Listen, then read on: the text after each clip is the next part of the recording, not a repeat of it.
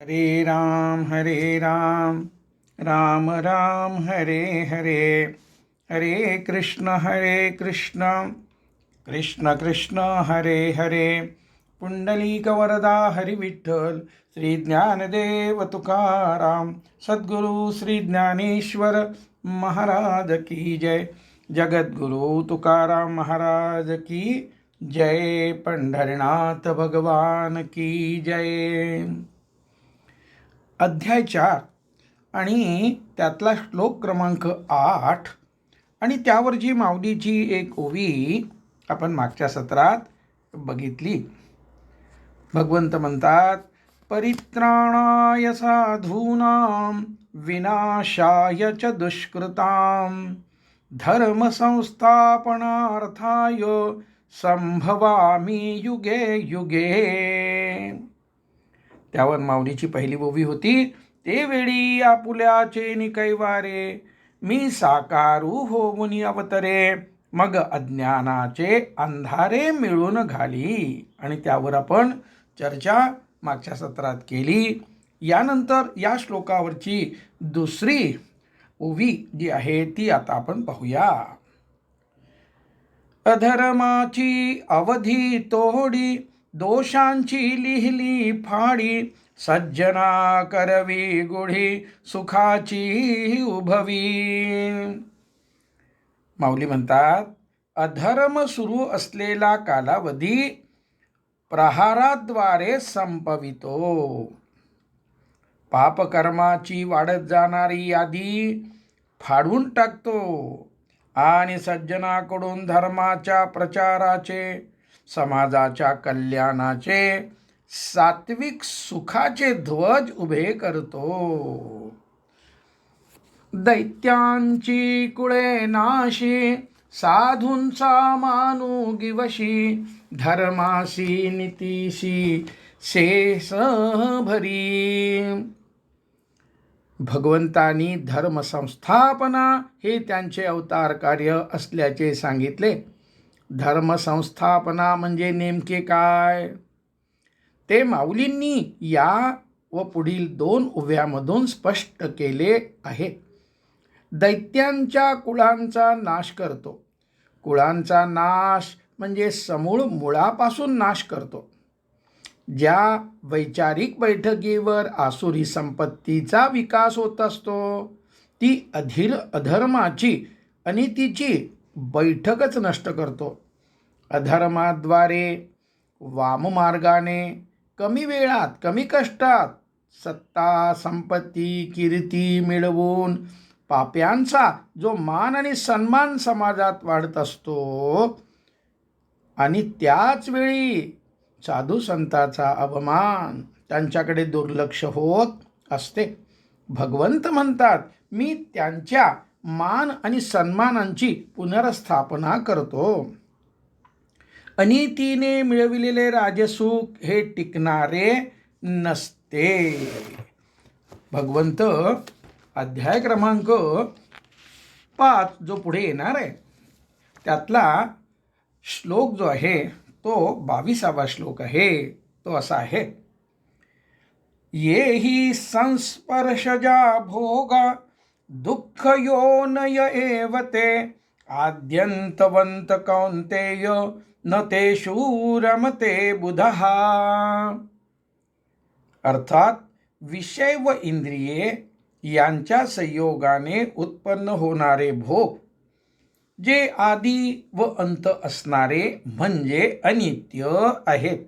अर्थात त्या सुख आहे असे जे वाटते त्या सुखास येणे, अल्पकाळासाठी जाणवणे आणि त्यानंतर यायचं आणि जायचं जाणे आणि उत्पत्ती विनाश त्याला असतात.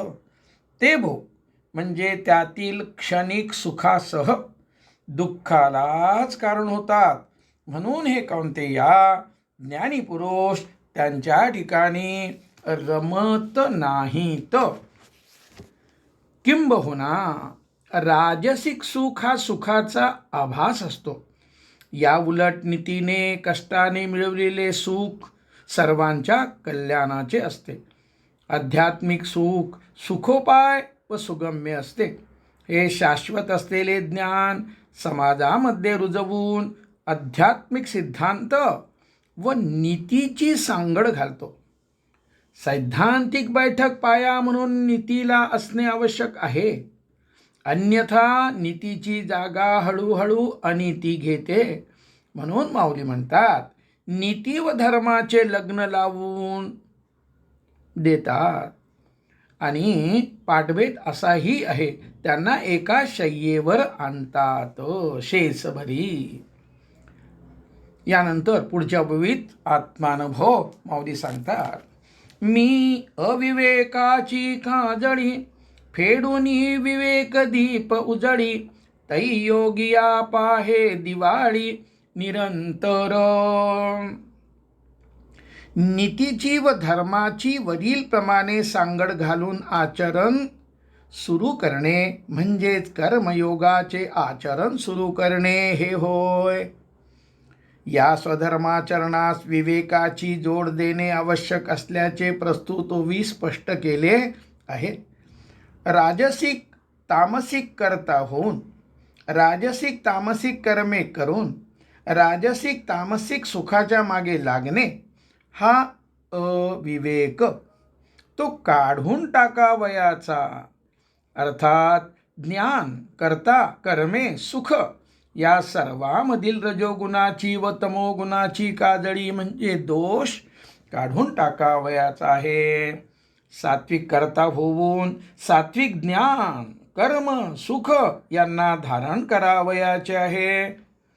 अशा रीतीने शुद्ध आत्मस्वरूपावर जमा झालेली अविद्येची अर्थात अविवेकाची काळजी, तसेच आत्मा अनात्मा या मिश्रणामधील उपाधी रूपाने असलेल्या अनात्म्याची काळजी दूर करायची, काजळी दूर करावयाची आहे. त्यामुळे विवेकदीप म्हणजे आत्मज्ञानाचा दीप प्रज्वलित होतो. या सिद्धांताचे अध्याय यापूर्वी आपण पाहिला 2 ओवी क्रमांक 296 मध्ये विस्ताराने केलेला आहे. त्यातला आपण काही फक्त भाग पाहणार आहोत.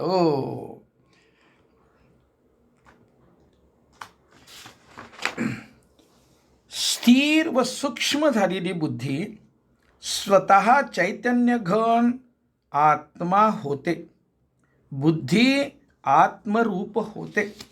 काय म्हणतात माऊली, ऐसा जो निरवधी तो जानपा स्थिर बुद्धी, जो निरसोनी उपाधी भेद रहितू. ही 296ची ओवी, त्यावर आपण चिंतन करतो आहोत. आता बुद्धीच्या सूक्ष्मतेची, स्थिरतेची, स्थिरबुद्धीच्या प्राप्तीची माऊलींनी सांगितलेली साधना पुढील प्रमाणे आहे. जे जे अनात्म्य त्या सर्व उपाधी. उपाधीची व्याख्या या अध्यायाच्या पूर्वी आपण 126 मध्ये बघितलेली आहे. समीप असणाऱ्या वस्तूवर जी आपले गुणधर्म भासविते ती उपाधी. जास्वंदीच्या लाल फुलावर स्फटिक ठेवल्यास लाल रंग ही उपाधी स्फटिकास चिटकते. तसे देह, ज्ञानेंद्रिय व मन आहेत उपाधी. पण माझेपणाच्या तादात्म्याद्वारे सर्व उपाधी एकत्रितपणे मी होऊन अनुभवास येत असतात. त्यामुळे आत्म्याच्या सर्वात जवळ अशी असलेली असूनही बुद्धी आत्मरूप होत नाही. अशा रीतीने उपाधीमुळे निर्लिप्त व साक्षी असलेला आत्मा अनुभवास येत नाही. आता ती जी ओवी 296 आत्ता वाचून दाखवली त्यामध्ये काय म्हटलंय, स्थित प्रज्ञावस्थेत अशा सर्व उपाधीचा निराश झालेला असतो. तत्पूर्वी साधना अवस्थेत सर्व उपाधी अनात्म आहेत असा निश्चय विवेकाद्वारे धारण करून राहावयाचे असते. केलेला निश्चय सतत अवधान ठेवून साक्षीभावाद्वारे जोपासावयाचा असतो. आणि किंबहुना पुढची माऊलीची अध्याय 15 मधली 299 ही ओवी अशी आहे किंबहुना आत्मयांचा निर्धारी विवेकू जयांचा बुडाला ओघू गंगेचा सिंधू माझी जैसा. अर्थ फार काय सांगावे. ज्याप्रमाणे गंगेचा ओघ समुद्रामध्ये बुडून जातो, समुद्राशी एकरूप होतो व समुद्रच होऊन राहतो, त्याप्रमाणे जे जे अनात्म्य, अनित्य, द्वंद्वात्मक, असार आहे ते सोडून देऊन आत्म्याच्या ठिकाणी एकरूपतेनं स्थिर होण्याच्या, ज्याच्या विवेकाचा म्हणजे बुद्धीचा निर्धार झाला आहे, त्याची बुद्धी आत्मरूप होते. सारांश: आत्मानुभूती प्राप्त झालेल्या अवस्थेत मन, चित्त, अहंकार संपलेला असतो व बुद्धी आत्मरूप झालेली असते. अत्यंत अत्यंत महत्त्वाची गोष्ट या ठिकाणी नमूद केलेली आहे. आणि हा सिद्धांत एकनाथ महाराजांनी एकनाथी भागवत अध्याय 19 उद्धवास केलेल्या भगवान श्रीकृष्णांच्या उपदेशाद्वारे स्पष्ट केलेला आहे. मन चांचल्यरहित होत असतानाची बुद्धीची भूमिका स्पष्ट केली आहे. मन चांचल्यरहित होते त्या अवस्थेत साधकाच्या बुद्धीचे काय होते ते एकनाथ महाराजांनी पुढील प्रमाणे सुस्पष्ट केलेले आहे. बुद्धी जे का विवेकवंती असार सांडोनी सार धरिती, तिने मनाच्या सकळ वृत्ती विवेक स्थिती आवरोनी.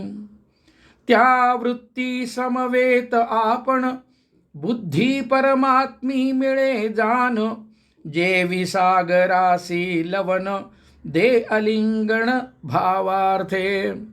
समुद्री मिळता लवन समुद्रची होय आपण, तेवी आत्मनिश्चये बुद्धिपूर्ण चैतन्य घन स्वये होय. अर्थात बुद्धी आत्म अनात्म, नित्य अनित्य, विवेक धारण करते. जे जे उपाधी ते ते सर्व अनात्म आणि ब्रह्मरूप असलेला आत्मा हाच त्रिकालाबाधित नित्य आहे असा विवेक धारण करते. अनित्य अनात्म असलेले म्हणजे असार असलेले सोडून देऊन बुद्धी सार धरून ठेवते. बुद्धीची ही विवेक स्थिती मनाच्या सर्व वृत्ती आवरून धरते आणि अहम ब्रह्मास्मी या महावाक्याच्या भावार्थाला आलिंगन देते. सागरात असलेल्या मिठाप्रमाणे एकरूप होते. अशा रीतीने आत्मनिश्चय धारण करणारी बुद्धी स्वतः चैतन्य घन आत्मा होते. अशा रीतीने स्वसंवेद्य म्हणजे चैतन्य घन असलेला आत्मा अनुभवास आणून देण्यात बुद्धी स्वतःची भूमिका पार पाडते आणि साधक स्थितप्रज्ञ म्हणजे स्थिर बुद्धी होतो. बरं, गीतेमध्ये हे सांगितलेलं तत्व शिवसूत्रात पहिले सूत्र म्हणून सांगितलेले आहे चैतन्यम आत्मा. आणि आणखी या बाकीचा तपशील आपण यापूर्वी बघितलेला आहेच आहे. आणि या ठिकाणी या ओवीमध्ये आपण जी आत्ता ओवी पाहिली, मी अविवेकाची काजळी फेडूनी विवेक दीप उजळी, तै योगिया पाहे दिवाळी निरंतर, हे जे आपलं अध्याय क्रमांक 4 मधली आणि परित्राणाय साधूनाम त्यावर रचलेली माऊलीची ओवी पाहिली 54 क्रमांकाची. या ओवीत भगवंत म्हणतात, मी अविवेकाची काजळी दूर करून आत्मज्ञानाचा विवेकदीप प्रज्वलित करतो. तेव्हा योग्यास आत्म्याचा निरुपचार अवीट आनंदाची कधी न संपणारी अशी निरंतर दिवाळी अनुभवायास मिळते. अहम ब्रह्मास्मी या महावाक्याची अपरोक्षानुभूती प्राप्त होते. आत्म्याचा अनुभव प्राप्त होतो. माऊलींनी योगिया म्हणजे योग्यास असे म्हणल्याद्वारे आत्मानुभूतीच्या साधनेतील ध्यानाभ्यासाचे महत्त्व अधोरेखित केलेले आहे. दिवाळी कोणाला? योगिया. तै योगिया पाहे दिवाळी निरंतर. पुढची माऊलींची ओवी आहे अनुभव स्पष्ट करणारी, आणि तो समष्टी तरावरला अनुभव सांगतात. स्वसुखे विश्व कोंदे, धर्मची जगी नांदे, भक्ता निघती दोंदे, सात्विकाची. ओवी क्रमांक 55. माऊली म्हणतात, वरील ओवीत सांगितलेला अनुभव जेव्हा साधकास येतो तेव्हा सर्व विश्व आत्मसुखाने भरून जाते. कसे? पुढच्या येणाऱ्या अध्याय क्रमांक 5 मधली ओवी क्रमांक 145 आपण पाहणार आहोत. काय म्हणतात तिथे माऊली? माऊली म्हणतात, अथवा आत्मप्रकाशे चोखे, जो आपण पेची विश्व देखे, तो देहेची परब्रह्म सुखे मानू येईल. अध्याय 5 ओवी 145. अर्थ, वरील प्रमाणे प्राप्त झालेल्या आनंदघन आत्मानुभवातील स्थिरतेमुळे, म्हणजे अहम ब्रह्मास्मी या अनुभवातील स्थिरतेनंतर रत्नाची प्रभा जशी रत्नात न मावता पसरत असते, रत्नाची प्रभा जशी रत्नात न मावता प्रसवत असते, त्याप्रमाणे स्वतःच्या आत्म्याची प्रभा शरीराने सीमित मर्यादित न राहता दृष्टी जाईल तेथपर्यंत पसरल्याचे तो अनुभवतो. याचाच अर्थ सर्वं खल्विदं ब्रह्म ही अनुभूती येते. दृश्याला व्यापणाऱ्या आत्म्याच्या प्रभेत, त्या स्पष्ट आत्मप्रकाशात सर्व विश्व आनंदघन आत्मतत्वाने भरलेले असल्याचे तो पाहतो.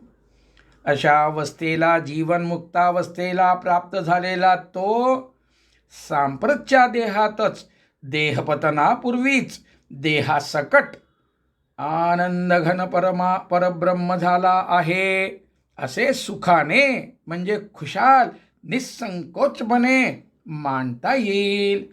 अर्थात मृत्यूपश्चात तो परब्रह्म होण्याची, त्याला विदेह मुक्ती मिळण्याची निसंदेह निश्चितता असते. तो देहे परब्रह्म सुखे मानू येईल. माऊलींनी खात्री दिलेली आहे. बरं, एवढंच सांगितलं. आणखी आहे. आणखी पुढच्या अध्यायामध्ये ओवी क्रमांक 389 मध्ये माऊली असंच काहीतरी सांगतात. ती ओवी पाहू. तैसे होयती मेडी, मग सामरस्याची आरावडी, महासुखाची दिवाळी जगेसी दिसे. म्हणतात, विरघळणाऱ्या मिठाप्रमाणे चित्त हळूहळू लयात जाऊन ते योगी स्वरूपाशी ऐक्य पावतात. मीठ पाण्याशी समरस होते, त्याप्रमाणे या ऐक्यावस्थेत, म्हणजे अद्वैतानुभूतीत सर्वत्र समरस अशा ब्रह्मानंदाच्या मंदिरात महासुखाची दिवाळी आपल्याप्रमाणे सर्व जगाच्या ठिकाणी आहे असे त्याला अनुभवास येते. फक्त एकच धर्म. ओवी क्रमांक 49 मध्ये सांगितलेली धर्मजात जगात नांदू लागते आणि भक्तांची पोटे सात्विक सुखाने फुगतात. अर्थात सात्विक सुखाची तृप्ती सतत मिळते. सर्वं खल्विदं ब्रह्म या महावाक्याची अपरोक्षानुभूती प्राप्त होते व दृष्टी जाईल तेथे व तेथपर्यंत आनंद असल्याचा अनुभव प्राप्त होतो. माऊलींनी भक्ता म्हणजे भक्तांची असे म्हणण्याद्वारे या अवस्था प्राप्तीच्या साधनेतील भक्तीचे महत्त्व सांगितले आहे.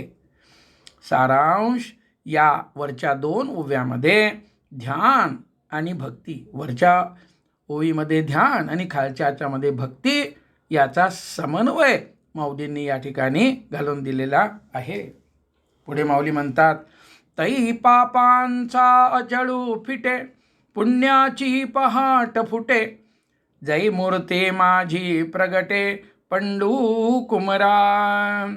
अर्जुना, ज्यावेळे माझी मूर्ती प्रगट होते त्यावेळेला पापांचे पर्वत नाहीसे होतात आणि पुण्याचा प्रातःकाल होतो.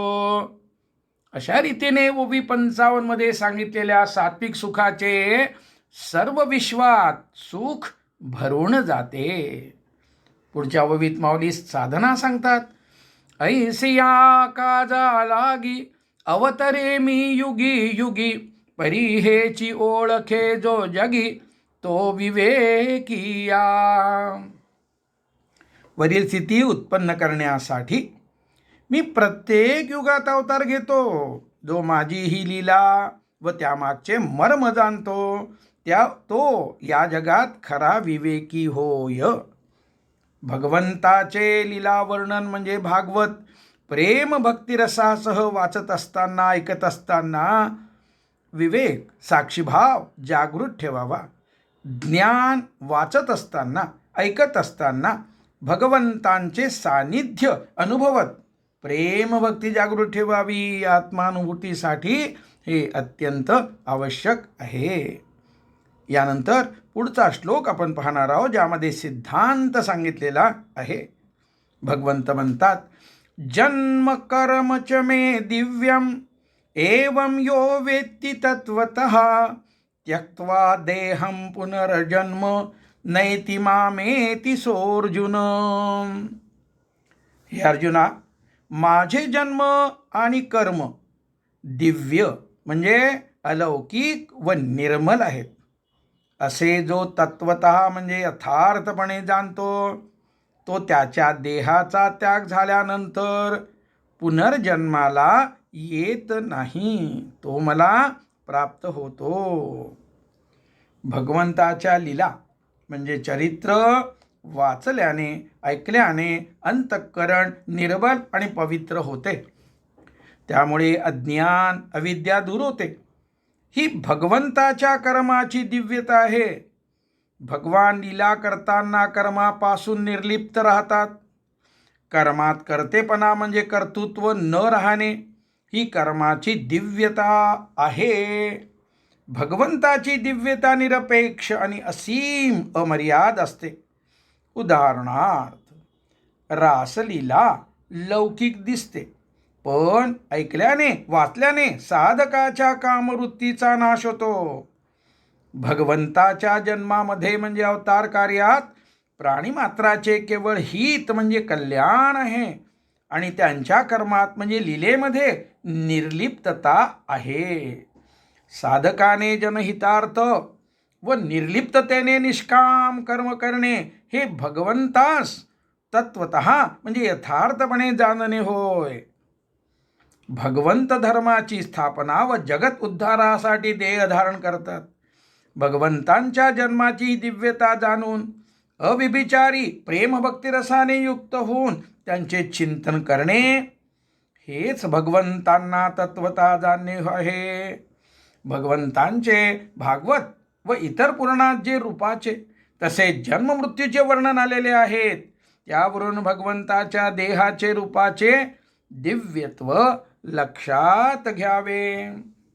यावर, या श्लोकावर माऊलींनी ज्या ओव्या केलेल्या आहेत त्यामध्ये या पहिल्या ओवीमध्ये सिद्धांत म्हणून सांगितलेला आहे. माऊली म्हणतात, माझे अजत्व जन्मने अक्रियताची कर्म करणे, हे अविकार जो जाणे तो परम मुक्त. माऊली म्हणतात, रचना अशी करतात, मी माझे अजत्व म्हणजे उत्पत्तीरहित असणे हे कायम ठेवून अक्रिय असूनही अवतार कार्यात कर्मे करतो. कर्मे करताना निर्लिप्त राहतो. असे हे माझे अविकारी स्वरूप जो जाणतो तो श्रेष्ठ व मुक्त आहे. पुढची ओवी माऊलीची, तो चालिला संगेन चळे, देहीचा देह ना कळे, मग पंचत्वी तव मिळे माझ्याची रूपी. तो जीवनमुक्त पुरुष व्यवहारात कर्म करताना दिसतो. पण ते कर्मसंगाची म्हणजे संबंधाची निर्मिती करीत नाही. तो देहधारी असूनही देहाने बद्ध असत नाही. असा जो कर्तृत्वाहंकार व देहाहंकार रहित असलेला जीवनमुक्त मरणोत्तर माझ्याच रूपात येऊन मिळतो, विदेहमुक्तीला प्राप्त होतो. आता या ठिकाणी आपल्याला एका विशेष गोष्टीचं चिंतन करायचं आहे. मृत्यूसमयी जीवनमुक्तास भगवंताची कृपा कशी प्राप्त होत असते, आणि या ठिकाणी आपण आधार घेणार आहोत अध्याय क्रमांक 8चा. अशा जीवनमुक्तावर आपण आता विचार केला की विदेहमुक्तीला तो प्राप्त होतो. कोण? जो कर्तृत्वाहंकार आणि देहाहंकार रहित असलेला जीवनमुक्त. भगवंत म्हणतात मरणोत्तर माझ्याच रूपात येऊन मिळतो. मग कसा? मग अशा जीवनमुक्तावर मृत्यूसमयी भगवंत कशी कृपादृष्टी ठेवतात व त्यास कष्ट होऊ न देता त्याचा विलय स्वतःच्या रूपात म्हणजे पंचतत्वात करतात, हे स्पष्ट करण्यासाठी आपल्याला यापूर्वी पाहिलेली ओवी क्रमांक अध्याय क्रमांक 2 आणि ओवी क्रमांक 368 पाहायची आहे. काय आहे 368? सिद्धांत सांगितलाय अध्याय 2 ओवी 368. हे ब्रह्मस्थिती निस्सीम जे अनुभविता निष्काम ते पावले परब्रह्म अनायासे. जे कामनारहित झालेले पुरुष अर्थात वैराग्यात राहून या निस्सीम म्हणजे शुद्ध देश काल कुठल्याही कारणाने अबाधित अखंडित असलेल्या या आधीच्या ओवीस सांगितलेल्या ब्रह्मस्थितीचा म्हणजे ब्राह्मी अवस्थेचा जिवंत असताना जागृतावस्थेत अनुभव घेत असतात. ते अनायसे. अनायसे म्हणजे कष्ट सहन न करावे लागता मृत्यूपश्चात शुद्ध निरुपाधिक परब्रह्माला म्हणजे विदेहमुक्तीला प्राप्त होत असतात. पुढचा चिंतनाचा भाग असा आहे. मृत्यूसमयी जीवनमुक्तास होणारी भगवंत कृपा. ब्राह्मी स्थितीत म्हणजे आत्मबोधात स्थित असलेल्या भक्ताच्या मृत्यूसमयी भगवंत त्याच्यावर कशी कृपादृष्टी ठेवतात याचे वर्णन अध्याय क्रमांक 8 ओवी क्रमांक 132 ते 137 मध्ये माऊलींनी केलेले आहे. त्या ओव्यातून भगवंत म्हणतात मृत्यूसमयी त्यास कोणत्याही विकलतेचा म्हणजे दुःख ग्लानी अशा कोणत्याही विकलांगतेचा वारासुद्धा लागू नये म्हणून मी त्यास आत्मबोधाच्या पिंजऱ्यात ठेवतो. अर्थात प्राप्त झालेली ब्राह्मी स्थिती त्यातून व्यथित होऊ न देता ब्राह्मी स्थितीतून बाहेर यावे लागेल अशी परिस्थिती निर्माण होऊ न देता ब्राह्मी स्थिती टिकवून ठेवतो. त्याला आत्मरूपाने असलेल्या माझे विस्मरण होऊ देत नाही. त्यामुळे माझ्या ठिकाणी म्हणजे आत्म्याच्या ठिकाणी त्याची बुद्धी स्थिर असते. त्यास देहांताचे संकट पडू देत नाही आणि मीच असलेल्या अशा त्याला माझ्या स्वरूपी सुखाने आणतो. वरचील देहाची गवसनी फेडुनी अहाच अहंकाराचे रज झाडुनी शुद्ध वासना निवडोनी आपण मेळवी. अध्याय 8 ओवी 135. अर्थ आत्म्यावरील देहरूपी गवसनी म्हणजे कव्हर म्हणा खोळ म्हणा ती वेगळी करून हा देह माझा आहे असे सांगण्यापुरता शिल्लक राहिलेला अहंकार सुद्धा धुळीप्रमाणे झाडून टाकून विदेहमुक्ती मिळावी एवढी शुद्ध वासना, विदेहमुक्ती मिळणारच अशी निष्ठा त्याच्या ठिकाणी शिल्लक ठेवून अर्थात माझ्याशी वावयाची एकरूपता विस्मरणात न जाऊ देता माझ्या ब्रह्मरूपात त्याला मी मिळवून टाकतो. मृत्यूसमयी जी आठवण राहते त्याप्रमाणे मृत्यूनंतर गती मिळते, हे अध्याय क्रमांक 8 आणि ओळी क्रमांक 75 मध्ये सांगितलेला सिद्धांत आहे. आणि तो सिद्धांत भगवंत वरील पद्धतीने काय करतात, पूर्णत्वास नेतात. यानंतर भगवंत हाच विषय आपण जो अध्याय 8चा संदर्भ आता दिला त्यामध्ये श्लोक 10 मध्ये पुढील प्रमाणे स्पष्ट केलेला आहे. श्लोक 10 आणि त्या श्लोकाचा आपल्याला अर्थ पाहायचाच आहे. तर तो श्लोक 10 या ठिकाणी आपण अगोदर पाहू. प्रयाण काले मनसाचलेन भक्त्या युक्तो योगबलेन चैव भ्रुवोर्मध्ये प्राणमावेश्य सम्यक् सतं परम पुरुषमुपेति दिव्यम. काय अर्थ आहे, तो भगवंताप्रती प्रेम आवड असल्यामुळे भगवंताच्या भेटीस उत्सुक असा भक्तीने युक्त असलेला जीवनमुक्त प्रयाणकाळी म्हणजे रोजच्या ध्यानाभ्यास प्राणायामाने प्राप्त झालेले योगबल व चांचल्यरहित स्थिर मन याद्वारे दोन भुवयाच्या मध्यभागी प्राण सम्यकतेने म्हणजे कष्टरहित पूर्णपणाने स्थिर झालेल्या अवस्थेत शरीर सोडल्यावर त्या परमदिव्य पुरुषालाच म्हणजे परमात्म्यालाच एकमेवाद्वितीय अशा परब्रह्माला प्राप्त होतो. माऊली स्पष्ट करतात, तया अव्यंगवानेया ब्रह्माते प्रयाण काले प्राप्ते जो स्थिरावलेनी चित्ते जानोनी स्मरे. अध्याय 8 ओवी 91. अर्थ, प्रयाणकाळ प्राप्त झाला असता म्हणजे रोजच्या ध्यानाभ्यासामुळे स्वस्वरूपाच्या अव्यंग ब्रह्माच्या अर्थात आत्म्याच्या जाणिवेत म्हणजे अनुभवात स्थिरावलेले त्याचे चित्त भगवंताचे स्मरण करते. ही आतील स्थिती जीवनमुक्तास कालोघात येणाऱ्या मृत्यूसमयीचे महत्त्वाचे लक्षण आहे. मृत्यूसमयी पद्मासनात उत्तराभिमुख बसणे हे फक्त माऊलींनाच संजीव समाधी घेणाऱ्या जीवनमुक्तांनाच शक्य आहे. पुढील लक्षणे सर्व जीवनमुक्तांना लागू आहेत असे लक्षात घ्यावे. अध्याय 18 मध्ये विस्ताराने सांगितलेल्या क्रमयोगाच्या साधनेने त्याने अंतःकरणात सुख साठविलेले असते आणि त्यामुळे तो आत्मानंदात स्थिर असतो. सतत वृत्ती प्रवाहात गुंतलेला राहणे हा त्याच्या पूर्वीचा मनोधर्म आता संपलेला असतो. चांचल्यरहित स्थिर मनाने तो असतो. स्वरूपावस्थेत म्हणजे आत्मानुभूतीत राहण्याचे प्रेम म्हणजे आवड त्यास असते. त्यामुळे परब्रह्माच्या मिलनासाठी तो प्रयाणकाळी म्हणजे मृत्यूसमयी उत्सुक असतो.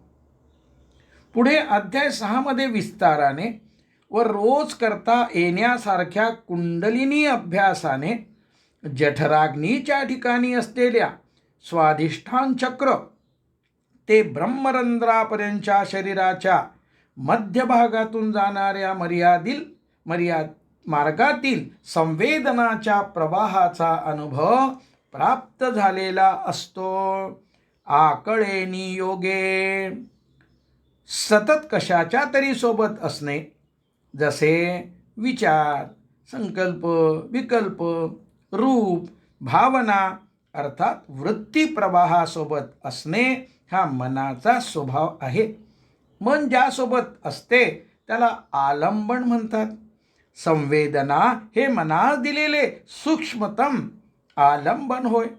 त्यामुळे डोळे बंद करून सुरू असलेल्या प्राणायाम व कुंडलिनी अभ्यासाच्या वेळेस इतर विचारांच्या प्रवाहाचा अभाव होतो व तो अभाव कळत असतो. जीवनमुक्तावस्था प्राप्त झाल्यानंतर जागृतीतील व्यवहार सुरू असताना पूर्वीचा आगंतुकपणे सतत सुरू असलेला वृत्तीप्रवाह आता थांबलेला असतो. तुरीयावस्था, उन्मनी अवस्था प्राप्त झालेली असते आणि संवेदनाच्या प्रवाहाचा अनुभव चित्ताच्या सांगाती म्हणजे घनिष्ठ मित्र झालेला असतो. अर्थात संवेदना प्रवाह स्वाधिष्ठान ते मस्तक असा विनासायस जाणवत असतो. या अनुभवामुळे साक्षी असलेला आत्मा हा शरीर, इंद्रिये, मन, चित्त यांच्या समूहापासून भिन्न असल्याचे कळत राहते. चित्तातील वृत्ती प्रवाह आणि आत्मा हे परस्पर भिन्न असल्याचे, चित्ताच्या व आत्म्याचा संबंध वरवरचा असल्याचे जाणवत राहते. मूर्ध्याकाशात स्वतःच्या ठिकाणी मस्तकाच्या ठिकाणी असलेल्या आकाशात प्रवेश केलेला प्राण हा अभ्यासाच्या बळामुळे प्राप्त झालेल्या मनाच्या स्थैर्याने तसेच अंतःकरणातील भक्तिभावाने भ्रूमध्याच्या ठिकाणी लय पावतो. जसे घंटीतील नाद घंटीतच लय पावतो, अशा रीतीने जे केवळ एकमेवाद्वितीय असे शुद्ध परब्रह्म आहे, ज्याला परमपुरुष हे नाव आहे, जे माझे निजधाम म्हणजे स्वस्वरूप आहे, ते तो जीवन मुक्त होऊन राहतो. ओंकाराचे वैखरीने उच्चार करताना अ, उ, म या 3 मात्रांच्या अखेरीस असलेली म ही नाद स्वरूप अर्धमात्रा मूर्ध्याकाशात लय पावत असते. पुढे अध्याय 6 ओवी 304 व ओवी 313 ते 315 मध्ये ही साधना विस्ताराने दिलेली आहे. तसेच संवेदनेचा प्रवाह व तिचा मूर्ध्याकाशातील लय अनुभवण्याची साधना पुढे अध्याय 6 ओवी 273 मध्ये विस्ताराने दिलेली आहे. जीवनमुक्ताच्या मृत्यूसमयीचा अनुभव माऊली पुढील प्रमाणे आता सांगतात.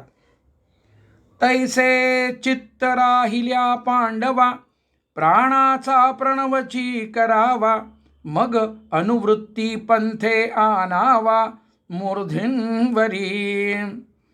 तेथ आकाशी मिळे न मिळे, तैसा धरावा धारणा बळे, जव मात्रा तय मावळे अर्धबिंबी. 114-115. मृत्यूसमयी वर सांगितल्याप्रमाणे जीवनमुक्ताचे चित्त स्थिर असते आणि मध्यमार्गाने अनुभवास येणाऱ्या संवेदनाच्या प्रवाहाने अनुवृत्ती पंथे प्राणाचा प्रवेश मूर्ध्याकाशात होतो. रोजच्या अभ्यासाने प्राप्त झालेल्या धारणाबळाने प्राण मूर्ध्याकाशात स्थिर राहतो व ओंकारातील म जसा मावळतो त्याप्रमाणे मूर्ध्याकाशातील प्राणाचा नेहमीसाठी विलय होतो. अशा प्रकारे प्राणाचा परमात्मस्वरूपी विलय झाल्यानंतर ओंकाराचे स्मरण संपते. मग प्रणवाच्या पलीकडे जे उरते ते पूर्ण आनंदघन ब्रह्म असते. अर्थात विदेहमुक्ती प्राप्त होते. जन्ममृत्यू चक्र संपते. प्राणाचा विलय होईपर्यंत जीवनमुक्त ओंकाराचे स्मरण ठेवतो. ओंकाराचे स्मरण मृत्यूसमयी जीवनमुक्ताच्या स्थिर चित्तात टिकून राहते. प्रणव म्हणजे ओंकार हे नाम व ब्रह्म हे नामी असे एक रूप आहेत. ओंकार हे एकाक्षरी ब्रह्म आहे, माझे परमस्वरूप आहे, म्हणून त्याचे नेहमी स्मरण करावे. 118व्या ओवीमध्ये माऊलीने सांगून ठेवले. यावरून ओमचे महत्त्व लक्षात घ्यावे. ओमचा वापर ध्यानाभ्यास सोपा करतो. वरील विवेचनावरून व पुढे अध्याय 6 मध्ये सांगितलेल्या ओमच्या सहाय्याने करावयाचा ध्यानाभ्यास ओवी 191 व 315 आणि कुंडलिनी अभ्यास नियमित करणे आवश्यक असल्याचे लक्षात घ्यावे. जे भगवंताचे सेवक असतात, भगवंतही मृत्यूसमयी त्यांचे सेवक होतात. त्यामुळे मृत्यूसमयी म्हणजे मृत्यूची चिन्हे दिसत असताना चित्त स्थिर राहणे, मूर्ध्यांकाशात म्हणजे मस्तकातील आकाशात प्राणाची संवेदना अनुभवास येत राहते, ओंकाराचे विस्मरण न होणे, तसेच वर सांगितलेले सर्व शक्य होते, तरी शंका घेऊ नकोस. आणि प्रयाणकाळी भक्तावर भगवंत कृपा करीत असतात आणि त्यावेळी बुद्धीला भ्रांती गिळत नाही. हे आपण यापूर्वीच्या आत्ता थोड्या वेळपूर्वी वाचलेल्या अध्याय क्रमांक 2 ओवी क्रमांक 368 मध्ये आपण पाहिलंच आहे. भगवंतांची आध्यात्मिक ज्ञानाची स्मृती आंधळी होत नाही, टिकून राहते. भगवंताप्रतीची आणि आत्मज्ञानाची स्मृती तशीच राहते, आंधळी होत नाही. मन मरत नाही, मनातील सांसारिक वृत्ती प्रवाह संपलेला असतो. अशा रीतीने सर्व चेतना वर्ग मरण समयी टवटवीत असतो. जीवनमुक्त तो ब्रह्मभाव म्हणजे आता ज्ञानोत्तर भक्ती आधी अनुभवत होता तो ब्रह्मभाव मृत्यूसमयी टिकून असतो. त्याच्या पूर्वीपासूनचा ब्रह्मभाव अर्थात शरीरातील प्राणास संवेदनाद्वारे अनुभवण्याची क्षमता, त्यासाठीची सजगता, सावधानता, प्युअर अवेअरनेस, श्वासानुसंधानाद्वारे सुरू असलेला सोहमभाव, चित्ताची स्थिरता, बुद्धीची आत्मरूपता, मनाची संकल्प विकल्प रहितता, शरीर व इंद्रिय याद्वारे सुरू असलेल्या कर्मापासूनची निर्लिप्तता आणि भगवंतांचे सानिध्य, असा त्याचा ब्रह्मभाव आता मृत्यूच्या अनुभवास आवृत्त करण्याकरता सज्ज असतो, उत्सुक असतो. मृत्यू हा त्याच्यासाठी एक सोहळा असतो. त्याला उत्तरायण, दक्षिणायन, शुक्ल, कृष्णपक्ष, दिवसरात्र, अर्चिरा किंवा धूम्र असे जे योग्य अयोग्य मार्गामार्गाचे साकडे पडत नसतात. पुंडलीक वरदा हरी विठ्ठल श्री ज्ञानदेव तुकाराम सद्गुरु श्री ज्ञानेश्वर महाराज की जय. पंढरनाथ भगवान की जय. विठ्ठल विठ्ठल विठ्ठल विठ्ठल विठ्ठल विठ्ठल. पुंडलीक वरदा हरी विठ्ठल श्री ज्ञानदेव तुकाराम सद्गुरु श्री ज्ञानेश्वर महाराज की जय. जगद्गुरु तुकाराम महाराज की जय. पंढरनाथ भगवान की जय.